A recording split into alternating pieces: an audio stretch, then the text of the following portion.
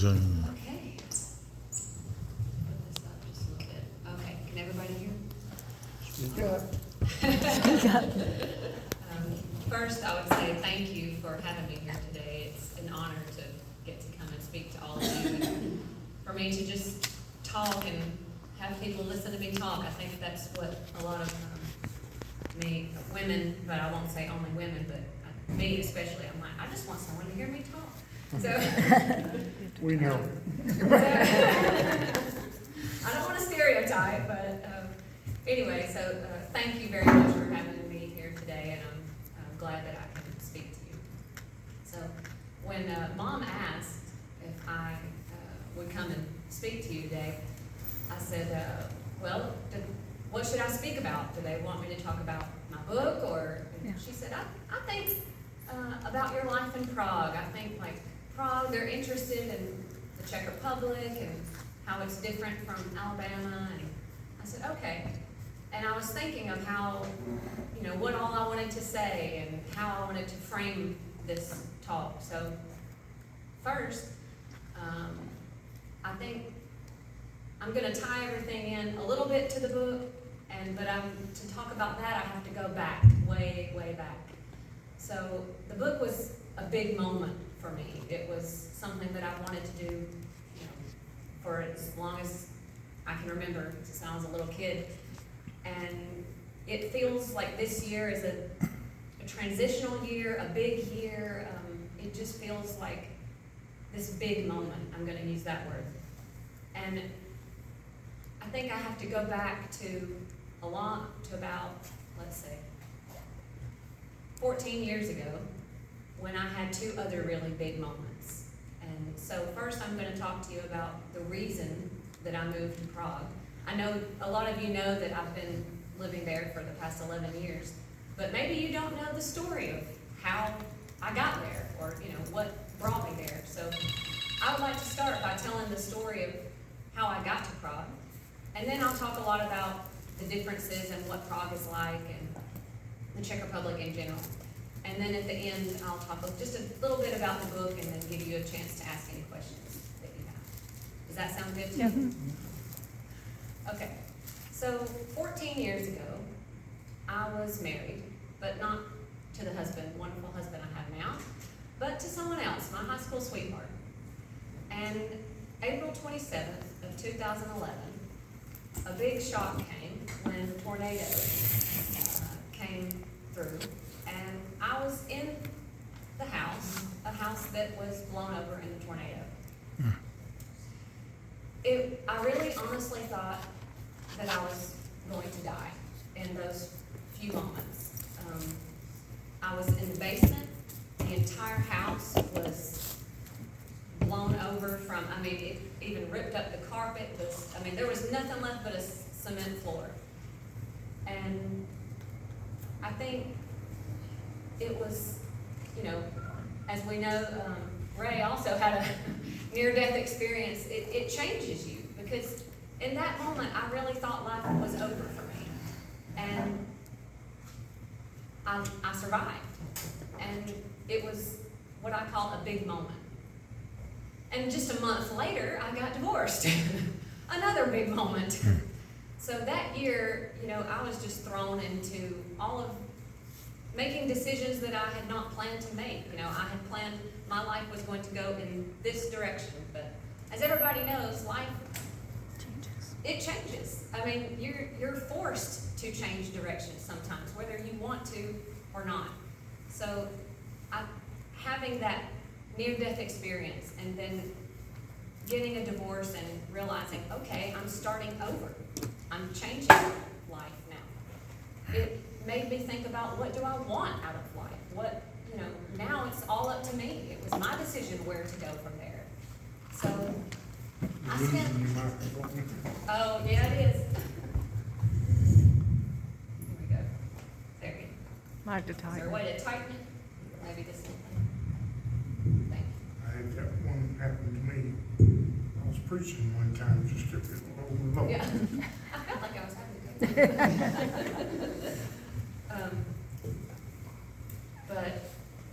So I spent 3 years, most of you, I guess you know that I was a public school teacher. I've been a teacher for the past, I guess, almost 20 years now. But I was teaching in Gadsden, and I really wanted to get out of Alabama. I think I've always been interested in cities. I mean, the small town life is nice. It has its perks. It has its, like positive things, but I always wanted to live in a city. So the first state that I went was Texas, randomly. And I looked at apartments there, and this was in 2011, so this was just really right after. I was like, I gotta get out of here, I gotta move, I gotta go somewhere. It took me 3 years, it wasn't right away, but I went to Texas, and it seemed nice. I went to Austin, but it was really hot, and Alabama's really hot. Mm-hmm. And so I'm like, maybe I crossed Texas off the list. So then I thought, okay, well, what would be colder? Maybe Colorado. So I flew to Colorado that Christmas by myself. I didn't look at apartments there, but I just kind of explored Denver and, saw the city. And when the plane touched down, I think it was 9 degrees. That's okay. And I thought, well, maybe this is too cold. So I crossed Colorado off the list. And I had a friend who was teaching with me in Gadsden, and she moved to Panama City, Florida. And I thought, oh, I'd love to live near the beach. That would be great. So I visited her, and I took a big road trip around Florida. And I have a cousin who lives in Jacksonville. I had some friends in Tampa. So I kind of took this trip around Florida, and I was thinking, okay, maybe Florida could be it. It's not so far from home, but, it would be near the beach. But I guess it wasn't a big enough change. I don't know, it was like too close, and I needed something bigger, something really different. So I also had a friend in California, and I went out there several times and was thinking about San Francisco, but it was really too expensive, and it was also far, so I crossed California off the list. I promise the list will end. But as a teacher in Alabama, which is ranked unfortunately one of the lowest quality education in the nation, I was like, where is a good place for teachers to go? And Massachusetts has one of the best rated education programs in the country. I had been to Boston. I worked at a summer camp in the summer of 2012 and lived in the Berkshires for, I guess, the 6 weeks, and went to Boston with Mom on a business trip, went to Boston with the camp, and I really liked Boston. I was like, maybe this is it, because the teachers were pretty well paid, and Boston is a beautiful city. I liked the food. I had the coast there. It's not far from New York, and I had been to New York several times, and I thought, okay. So I decided finally on Massachusetts, and because in the U.S. you have to get, unless it's changed, you had to get a teaching certificate for every individual state. So my Alabama certificate would not transfer to Massachusetts. And I had to drive to Birmingham on Saturday mornings at like 7 in the morning and take several exams to get my official teaching license for Massachusetts. So I did that. I met with a realtor in Boston and flew up there, and she showed me all these apartments and what my options were. So I even told my boss at work that I was moving. I was going to Boston. So the decision had been made. But the apartments that she showed me were just so expensive for what they were. I mean, I was living in an apartment in Rainbow City, paying $569 a month for rent, for a 2-bedroom, 2-bath, 900 square foot apartment. I was in Boston looking at apartments that were 300 square feet, that didn't even have an oven. It was like a college dorm room, and it was $1,000 a month. And so I had made the decision to go, but I was still nervous about it. I mean, I knew that teachers make a lot more there, but the thought of spending $1,000 a month on a hole was just not, it was scary. And big change is scary. You know, I had lived in Alabama for 28 years, my entire life. So anyway, there was another big moment. I guess I can thank Mother Nature for a lot of my life decisions, because the tornado, I guess, affected me in this like carefree, carpe diem, seize the day, you know, go ride in a hot air balloon, you know, that was like, life is short, let's live it kind of mentality. But there was a big apocalyptic snowstorm in January of 2014. I don't know if you guys remember it, but it was referenced in the news as Snowmageddon and Snowpocalypse. All the schools were closed for 2 weeks, roughly. I was living alone in an apartment, and so I was basically trapped and alone for a long time.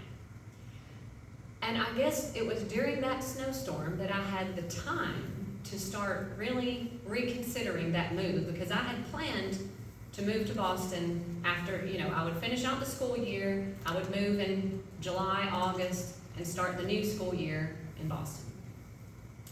But that snowstorm in January just really got my mind turning, that maybe there was another place, maybe Boston was not it. And I started Googling teaching abroad, you know, and I thought, I started reading about all these teachers, you know, Americans who had gone overseas to teach, and I had imagined that I would be living in Paris for a year, or living, you know, this extravagant lifestyle, or maybe I would just be an au pair, you know, and be a nanny, or, you know, I don't know. And I thought, okay, well, I started reading about it and thinking, okay, this is crazy, this is silly, but maybe. And then I found a phone number for this International TEFL Academy. TEFL is Teaching English as a Foreign Language. And they basically help people like me who want to go teach abroad. And they can place you, put you in connection with different countries and their local programs. So I called and talked to someone on the phone for an hour, and they asked me, where would you want to go? And of course I said, Paris, you know, like, you know, that's just like the ideal, I just imagine myself living in France, I guess. But she said, have you ever considered Prague? Prague? Where is that? I mean, I'd honestly barely ever heard of the Czech Republic. And I remember some song with the word Czechoslovakia in it, so that rang a bell. But she said, oh, Prague, you know, it's really great. They have low cost of living. It's right in the central of Europe. And they've high demand for teachers. You're guaranteed to have a job. So I thought, okay, low cost of living. That was very appealing when I was thinking about Boston's expenses. Guaranteed job, okay, sounding good.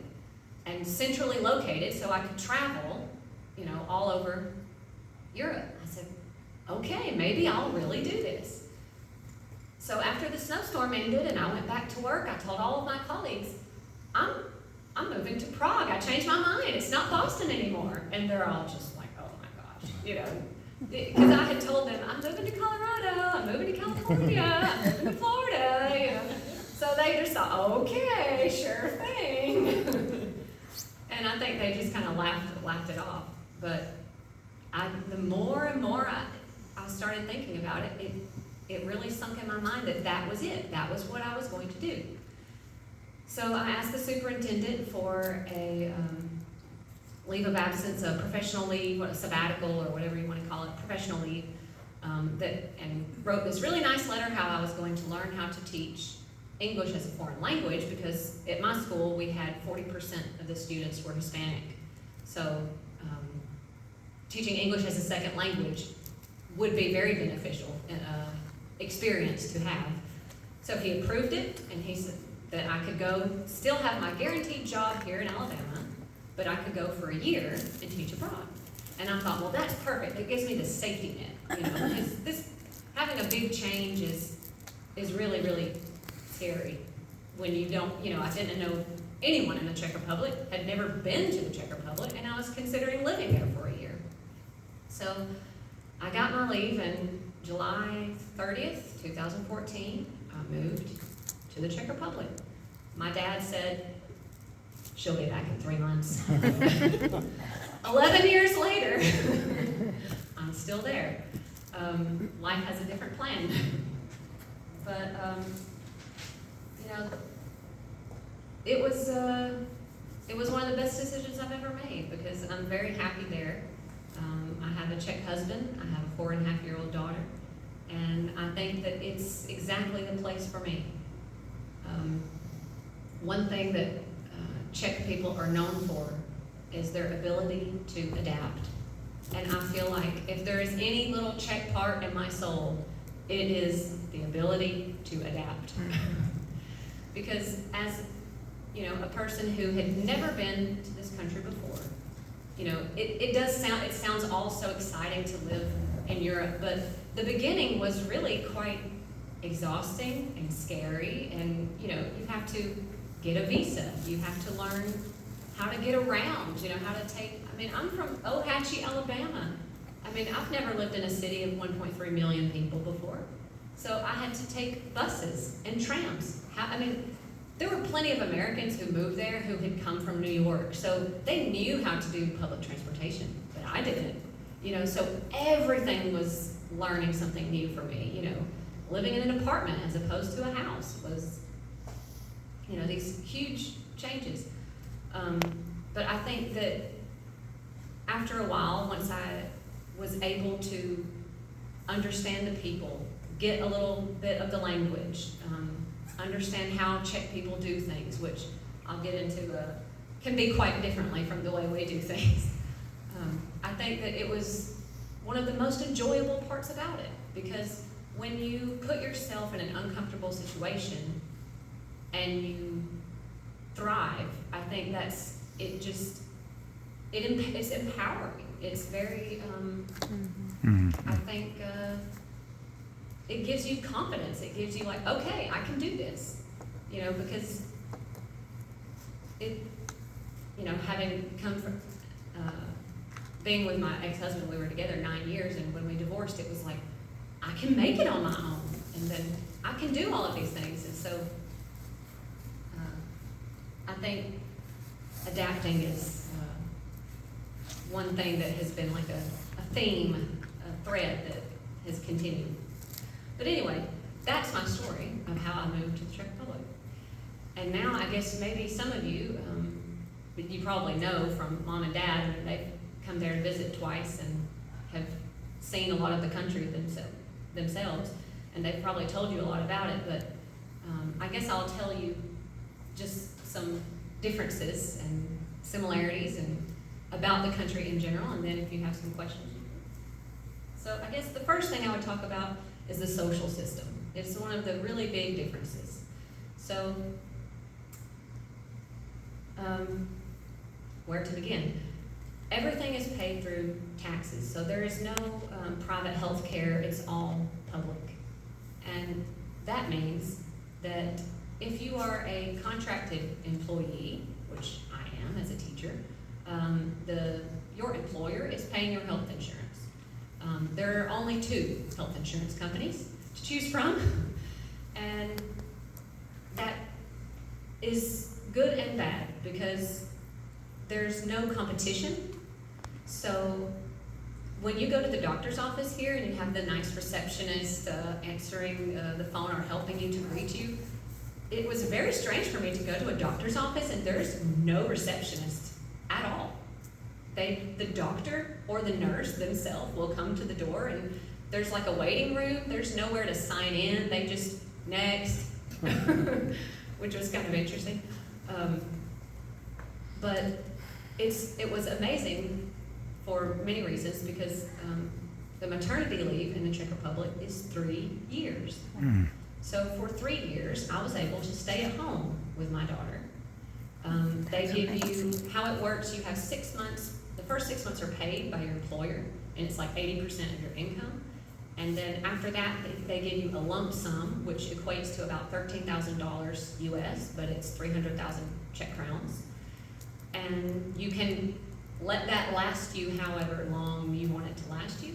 But basically, I was paid for a year and a half, these payments every month, which was pretty decent amount of income. But after that, it's up to you, but your employer has to hold your job for you for 3 years. So when you come back, after the 3 years, you are guaranteed your position. Most women take 2 years, but it depends on financially what you're able to do. I took the full 3. My mom always said she wished she could have stayed at home with me and my brother, and I felt like this was something like, if I have the ability and the chance to do this, I want to do it. So I stayed home with my daughter for 3 years, but I never would have gotten to do that here because the maternity leave, the federal maternity leave, the last time I checked, is 6 weeks. Yeah. So that is one great thing about the social system there. And I had to ask my husband some questions about I said, they might be interested in the retirement there and like the pension and things like that. And I said, but I don't really know, so I had to ask him a few things. But you do get, I don't know how, and you can compare this. I'm only going to tell you the check thing because I've lived there so long, I don't remember some things about how they are in America anymore. And especially pensions and Social Security, so you can just compare it in your mind. But they do give you like a basic pension every month. And he said that it equates to, it depends on how much you make. It is based on your income. But if you have a spouse to pass away, you do get their pension as well, a percentage of that. And you also get more based on the number of children you have. And I was thinking that's probably not a thing here, not anything I've ever heard of, but, and the retirement age is 65, 60 for women, and they can retire earlier if they have more children. So the more children you have, you can technically retire earlier, and you do get a bigger pension if you have more children, which was interesting to me. I'm kind of bouncing around. I want to take care of all the healthcare stuff, and then I'll move on to something maybe more interesting. But maybe it is interesting to you. Doctors are not paid very much because it is all like public healthcare. So the average doctor's salary is not that much more than a teacher's. They do not get paid like these extravagant salaries that surgeons and doctors are getting paid here. And the hospital stays, here when I had I gave birth to my daughter at the hospital there, and I was really nervous about how it was going to be. Will people even speak English? And no, she didn't, but I guess the word push is, that's all you need to know. But we're used to private rooms. That's not a thing there. You are, in all the hospital stays, you are in a room with several other people. My room just happened to be empty, so I was alone in the 13 hours that I was at the hospital, but then I went home. Another story. But yeah, it's interesting, the differences with healthcare but it's free. Or, you're paying for it through your taxes, but it is all free. So there is something to be said about that. Okay, enough about the social system. Public transportation. Prague has one of the best public transportation systems for me in the world. I mean, since I've been living there, I've traveled to 20 countries around Europe, to Spain and France and the Netherlands and Sweden and Ireland, England, Greece, Italy, Germany, Poland. I've been pretty much all over Europe, and Prague really has one of the best public transport systems. You can get everywhere in the city you want by either taking a metro, which you call subway here, or underground, trams, buses, trains. In some cities, it's free. In Prague, you have to pay, but it's like $150 a year, so it's not that bad considering you use it almost every single day. Even whether you use it for work or not, which now I will not because I just changed jobs this year, but my new school is a 5-minute walk from my apartment, so that is very nice. But people walk everywhere. And my husband always laughs when we come here, and my family would have like some get-together, and most of y'all, maybe that we live on HB Nunnelly Drive, which all my aunts, uncles, cousins, my grandmother, we all lived together on one road, and they would drive their car to get together. And he was like, they're driving? Why don't they just walk? It's right there. But, we're just used to walking everywhere, so for him that was quite funny. But we had, good transportation. And a lot of people, when they ask, about another country, it's one of the first questions I always get is, well, what's the food like? Everybody wants to know, what do you eat there? Well, I don't really like Czech food that much. But they do a lot of meats, meat and potatoes, very classic. Pork is their #1 meat. They do like dumplings with sauces. And they don't do, like here, I guess one of the big differences, especially in school, you grow up and you have the tray with the meat, a vegetable, a fruit, a bread, or, the starch. It's always like all the food groups. And with them, it's like you give kids the meal, and it's like one thing. And they always eat soup before lunch. Lunch is the biggest meal of the day, so they have soup and the main course. But the main course could be chicken and mashed potatoes, for example, or rice with some meat, and then that's it. But they do put a lot of vegetables in their sauces, so not a huge vegetable country. They don't have, we're on the same line of the equator as Canada, I want to say, like on the same line of latitude. So vegetables and fruits year-round are just, not that great. It's not like here where things are growing plentifully.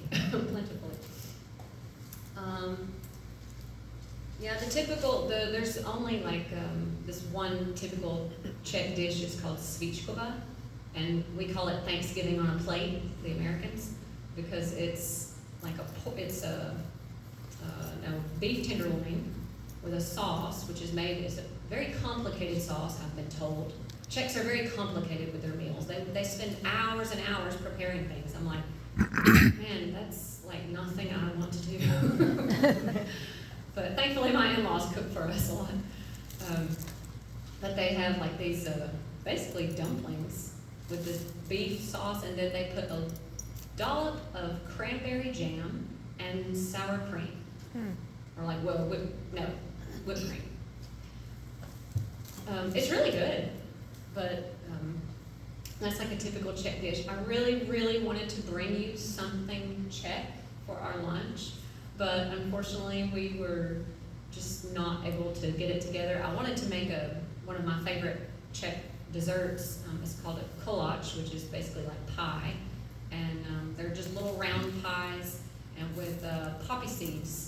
It's my favorite version, but they make them with all kinds of fruit. You can do plum. They love plums there, raspberries, blackberries, but it's poppy seeds and sugar in a paste, sometimes with dates, like a date paste. And it's just this like mixture of poppy seeds and sugar and put inside the pie. And it's delicious. We use poppy seeds mostly for savory things like toppings on bread, but it's like a very condensed poppy seed thing. I looked at the grocery store yesterday for poppy seeds and I could not find them. I guess you don't sell them in big bags here. I don't know. But maybe if I can find a way to make this for you, I would really like to make it before I leave, and maybe I can bring it to church one Sunday and y'all can try it because it is one of my favorite things there.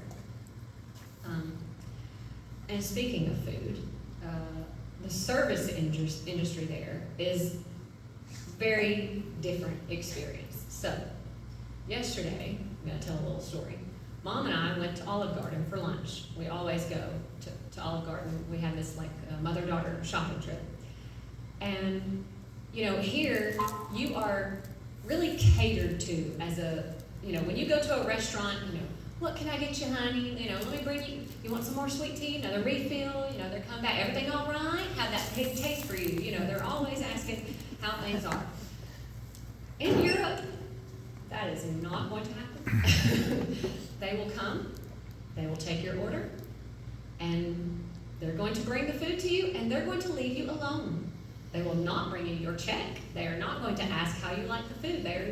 They maybe will come around one other time and ask if you need anything, but otherwise, if you want them, you have to call them. And if you want to pay, like you can stay there and 3 hours, 4 hours. If you want to pay, you have to go and ask for the check.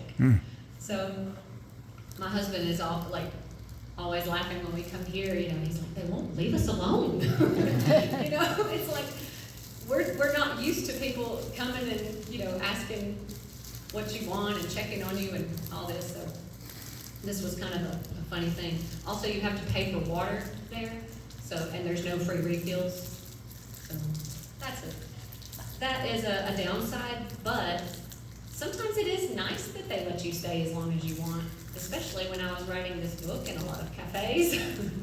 You know, it just had my laptop and, you know, I'm not gonna drink 6 cups of coffee, but, you know, usually I can finish a cappuccino in half an hour, but I might need to write for 2 hours. They don't care. So it is sometimes nice to have this, like, inattentive service. But I think a lot of this, I'm telling my husband this, but he says this is not exactly true, but I think it stems a little bit from communism, because the country was communist for 40 years. And during that time, businesses were not, there was no private ownership of businesses, or there were by the people, the chosen people who were deemed, you know, by the government, you know, it was like, if you were part of the party, then you had it okay, but if you were not, you were not in good shape. And basically, you know, the government was really the ones who owned the businesses. So I think there's this remnants of this feeling of, this is not really mine, you know, that has kind of bled into the customer service industry.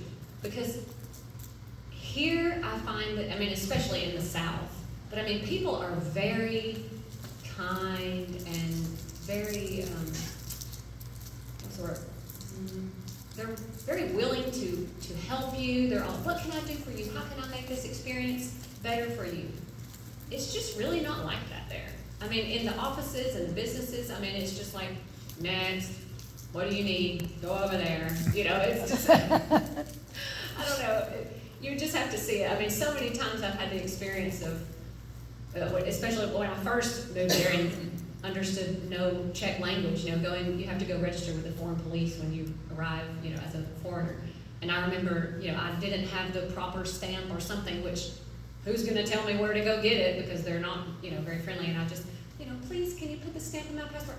No, you don't, you're American? No, and go away or something, and what? You know, so it's gotten a lot better since I understand Czech language. I can speak Czech now, so that does help a lot, but also now people speak English more. I mean, it has changed in the 11 years that I've lived there. But yeah, the customer service is just not, it's the same as here. They don't cater to you, they don't like try to, I don't know, it's like take it or leave it. That's, I think, their attitude. This is what you're here to get, and this is the service we provide, and if you don't like it, then go somewhere else. It's like that was to me, you know, here you have more of like, especially in restaurants, this like money making mentality of like, we want to get people out so we can get more people in, so we can, you know, make more money. Everything I think is a lot centered around like, how can we make more? How can we do more? And there it's just like, you know, they don't seem to have that same go like Americans do. And that brings me to, I wanted to talk just a bit about this like consumerist mentality. This is one thing that I've noticed is like very different. Probably because I live in a city in a very small apartment. Our apartment is 500 square feet. It's a 1-bedroom. My daughter has a bunk bed in the same room as me and my husband. And it's very expensive. Like to live in the city center of Prague, in a 2-bedroom apartment is $1,500 a month. So it's quite expensive. So we chose to stay there, but because you have a small space, people don't, I feel like people don't collect things as much. I feel like there's this consumerist mentality here where like always wanting more, always wanting the next big thing, and always, with electronics or gadgets or technology, or even just kids with toys and clothes and all. I mean, and I'm speaking about myself, because when I lived here and had all the space, my wardrobe was something different than how it is when you're condensing everything in a small space. But in general, I think that people are not, things have less importance. It feels like there. And also, the amount of options that are here. We went to Publix yesterday to go shopping. I mean, Publix is huge. I mean, the grocery stores, first off, in the Czech Republic are much smaller. I mean, they do have these things called we call it, a grocery store is a supermarket, but they do have these things called hypermarkets, which are kind of like Walmarts. But those are not like in the city center, those are like in the suburbs and smaller towns. But there are not that many options. I mean, here, you go to buy a bag of chips, and you have an aisle. I mean, you've got every possible flavor of chips. I mean, flavors that you could not even imagine. And there, it's like, well, you have barbecue, I don't know, sour cream and onion, some spicy something, and I don't know. There's maybe 5 flavors. I mean, there's just not many options. So, for everything. And it was a big myth when I moved to Prague that there was no peanut butter, because Czechs don't eat peanut butter, which is true. I mean, they really don't. But now you can buy peanut butter. But talk about a peanut butter and jelly sandwich, and they're looking at you like, what? They think that's very strange. The whole savory-sweet combination for them is a little bit crazy. I just realized, wow, I can really talk. I thought, when I asked Mom, how long should I talk? Well, maybe 45 minutes. I thought, what am I going to say? And now here I am talking away, and I still have more things to say. My dad said I had to mention the nature and the wildlife, because here when you go, not in the national parks, but the nature is quite wild. I mean, the undergrowth, you've got just tons of weeds and poison oak and poison ivy and all, like, it's very thick and very wild is the word we've used. Because in Czech Republic, it's not. These people love nature. I mean, they call it, when they do these like hiking trips, they call it going to the nature. That's what they call it. It's kind of we joke about it in the English language, because I'm like, it's not going to the nature, but they have, the landscape is actually very similar to Alabama. It's like mountains, lakes. The mountains are like Chiha, okay? So it's like very similar. Not big mountains, like mostly hilly areas. They do have, if you know Cherokee Rock Village, those big sandstone rocks, they do have something similar to that there. But it's very clean, because the Czechs, they go hiking in the forest, and they are serious hikers. I mean, from the time when the kids are small, they are outside on the weekends, they're going to the forest, and there's a lot of castles, and it is really, really, really nice. But usually, you have your nature walk, and you end at a castle, and you have lunch, and then, it's really beautiful. It is really nice. I really do enjoy the nature there. But it's not wild. It's very clean, because it's trampled on heavily. And I guess I wanted to say the kind of to end it and tie up the last thing was about Europeans' view of Americans and Americans' view of Europeans. So especially my husband's parents' generation, so your children, your generation, your children's generation, they think America is just like the promised land. They think America is amazing. That is, because they were under 40 years of communism when they couldn't even travel outside the Czech Republic. They were told what schools you could and could not go to, where you could and could not travel. You had to have special passes to leave the country. And they saw America as this, like, you know, the symbol of freedom. You know, that it's super free, you can do what you want, and they know from TV and movies. And it is so funny that they all think that we just, like, go around in cowboy hats out west, and, you know, they just see these, like, cowboy and Indian movies, and they think that this is what it's like. And it was funny when I told them I'm from Alabama, they thought that it was like, I don't know, Arizona or something. They thought that I lived in a desert, and there was, I'm like, well, it does feel really hot in the desert, but they idolize America. And I think that in a way, I mean, my generation has idolized Europe. I mean, you know, for me growing up, you know, like watching all these movies of, you know, like people, I don't know, going to Paris and Italy, and, you know, Europe was just like, you know, this amazing place.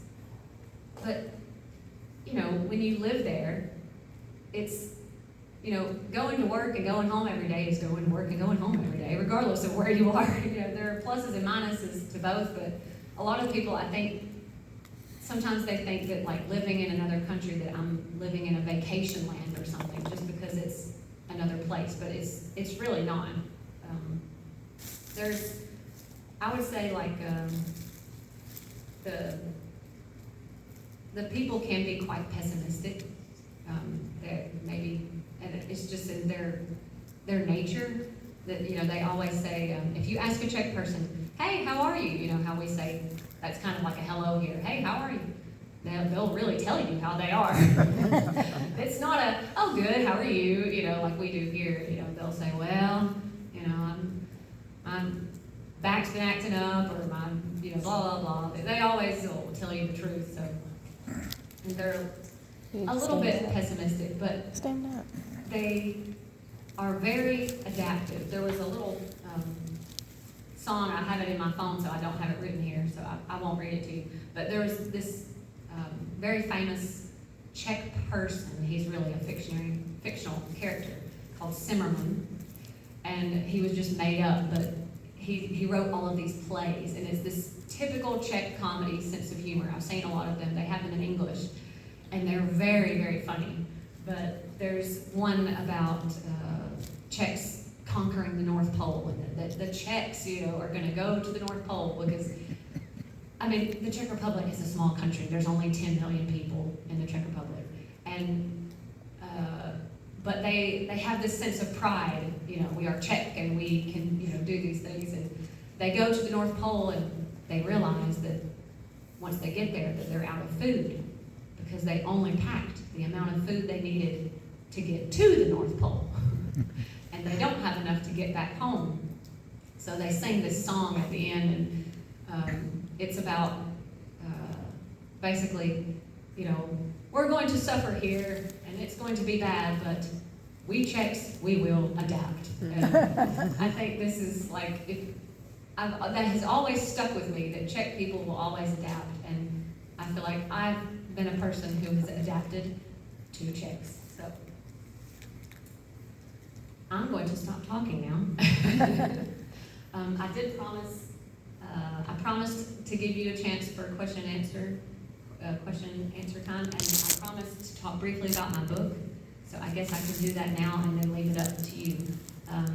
I wrote the book over the course of this past year. Linda said it really nicely what it's about, and you can read I have the back of the book here, and there's something about it in the paper. I'm very happy to talk about it. I'll be at the Apache Library on Thursday at 2 o'clock, and I'll be giving a book talk there. So if you would like to come, I'll be only talking about the book during that time. But I don't, unfortunately, have any copies for you today because half of them are stuck in customs still at the airport. But I hope that they will come, and I can bring them to church, or you can get one on Thursday if you want one. But I'll leave it to you now. I don't want to. I feel like I've just talk. So. Yeah, okay.